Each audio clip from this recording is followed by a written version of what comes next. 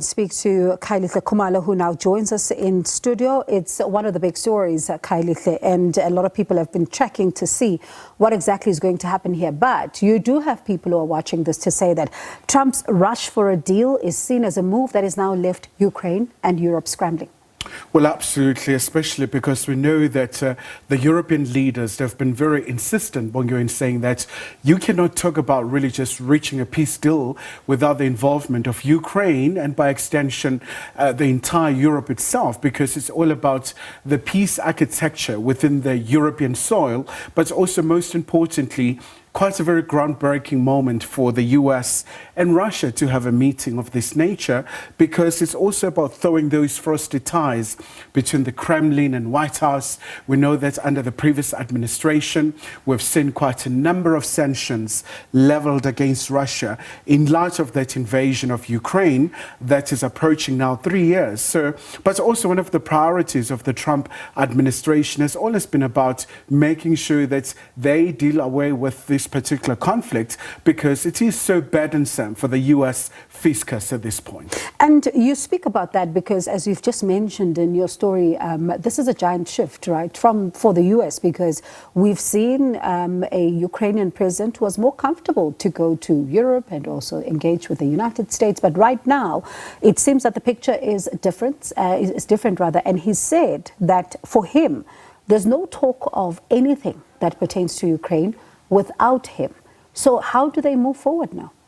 So it's a very intractable conflict. I mean, quite a lot is being done in terms of really making sure that they do resolve it.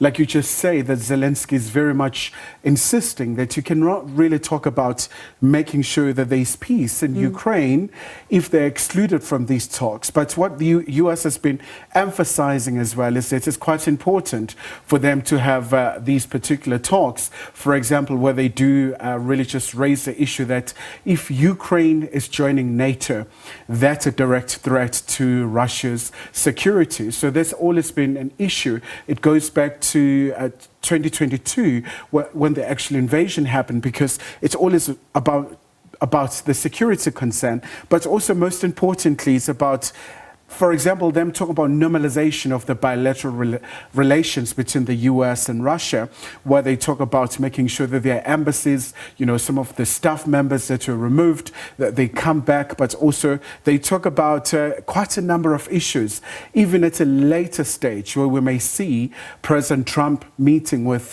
President Putin. And obviously we saw that lengthy telephonic chats last week, Bongo, where the two leaders spoke about the number of issues. But of course, the primary issue is about ending the hostilities between Russia and Ukraine. And at the same time, you then are looking at the situation, as the US is saying, that what they want is to conclude this with a fair deal and an end to the conflict that is enduring, but fair to everybody, and everyone will then be able to accept this particular agreement that they then reach. But one would then say there would be a sticking point, though, when it comes to the borders, because that was the issue to begin with.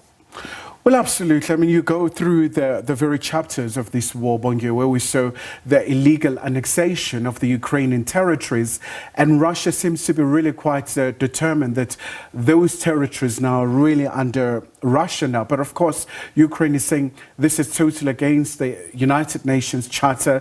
It's against the international law. So those territories, like Crimea, especially the eastern parts of Ukraine, they should be returned so that the sovereignty and the territorial integrity of Ukraine can be respected. But apart from that, I think it's quite interesting because Saudi Arabia is a very key player, trying to be a global peace player in this regard, having these talks being held in Riyadh. We saw the role that was played by Saudi Arabia when it comes to the recent talks in the Middle East, in Gaza Strip, the way forward between Israel and, you know, the Palestinian authorities as well. So it's quite a very important moment as well for the Prime Minister of Saudi Arabia, bin Salman, especially because we know that there's quite a lot of contestation in terms of the regional clouds between Iran and then Saudis as well. Khayelihle, I can remember that moment, that morning, all of us woke up in February 2022 and to learn that the first strike had been, has now touched down in Ukraine. A lot of us didn't think that at this moment we'd be sitting here still talking about the war that continues to rage in that country. But let's see then what happens with the next round of talks. As you say, that the two presidents are set to meet, and one wonders if Zelenskyy will get his way and be at the table. Thank you so much for that comprehensive update.